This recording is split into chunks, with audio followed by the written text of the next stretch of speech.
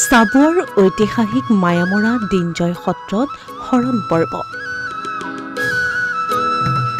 মায়ামৰা ৰীতি নীতিৰে 191 গৰাকী পুৰুষ মহিলাই ললে শৰণ। চাবুৱাৰ ঐতিহাসিক দিনজয় সত্ৰত মায়ামৰা ৰীতি নীতিৰে শৰণ পৰ্ব অনুষ্ঠান। ৰৌমহীয়া হাহৰিয়াল গোৱালচুক আৰু ভাটি মাইজান গাঁৱৰ 191 গৰাকী পুৰুষ মহিলাই দিনজয় সত্ৰত শৰণ গ্ৰহণ কৰে। মায়ামৰা ৰীতি নীতিৰে শৰণ গ্ৰহণ কৰিবলৈ অহা প্ৰতিগৰাকী পুৰুষক প্ৰথমে মুণ্ডন কৰা হয়। তাৰ পাছতেই দিনজয় বৰ নামঘৰ প্ৰাংগণত শৰণ গ্ৰহণ কৰিবলৈ অহা প্ৰতিগৰাকী ব্যক্তিক এখন নিখুঁত কলপাতত আশীখিলা পাণ মেৰিয়াই দিয়া টোপোলা অৰ্পণ কৰি শীতল পানী বৰপুখুৰীলৈ পৰম্পৰাগত ৰীতি নীতিৰে আগবঢ়াই নিয়ে।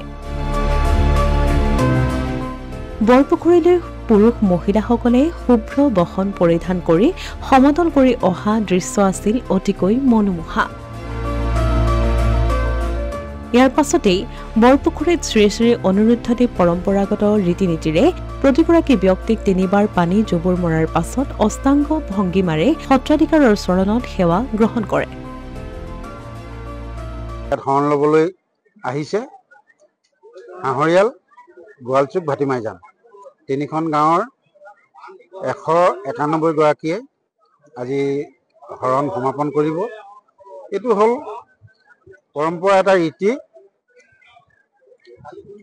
কালি দিনটোত মাক দেউতাকক সেৱা কৰি নামঘৰলৈ ওলাই আহি চুলি মুণ্ডন কৰি আজি সেই ৰীতি নীতিয়ে ধৰ্ম পালন কৰিবলৈ আহিছে আৰু প্ৰত্যেকৰ নামে প্ৰতি এভাগী এভাগী নাম দিব। আজি সেই নামে ঈশ্বৰ দত্ত নাম, সেই নামেই 81 বিধ ভক্তি। সেই 81 বিধ ভক্তি দেহত সুমিয়াই আজিৰ পৰা তেওঁবিলাকে ডেকা জীৱন সামৰি এই ধৰ্মীয় জীৱনলৈ গতি কৰিব আৰু ইয়াৰ পৰা যোৱাৰ পিছত মাক দেউতাকে সেই ভগৱন্তৰ নাম ফেৰি সুধিব, বাপ তোমাক ভগৱন্তৰ নাম কি দিলে? তেতিয়া মাক দেউতাকৰ আগত তেওঁবিলাকে ক'ব লাগিব। কোৱাৰ পিছত কুটুম ভকতসকলে সেই নামেদিহে আজিৰ পৰা সেই নামেদিহে মানে মতাৰ ব্যৱস্থা আছে। শৰণ গ্ৰহণৰ অনুষ্ঠানত চাবুৱাৰ ভিন্ন প্ৰান্তৰ শতাধিক লোক সমবেত হোৱা পৰিলক্ষিত হয়।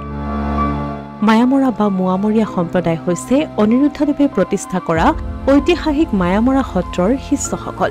এওঁলোক বিভিন্ন জনগোষ্ঠীৰ যেনে মৰাণ, মটক, চুতীয়া, কছাৰী, আহোম, কৈবৰ্ত আদি। অসমীয়া প্ৰতিদিন ডিজিটেল সংবাদ চাবুৱা।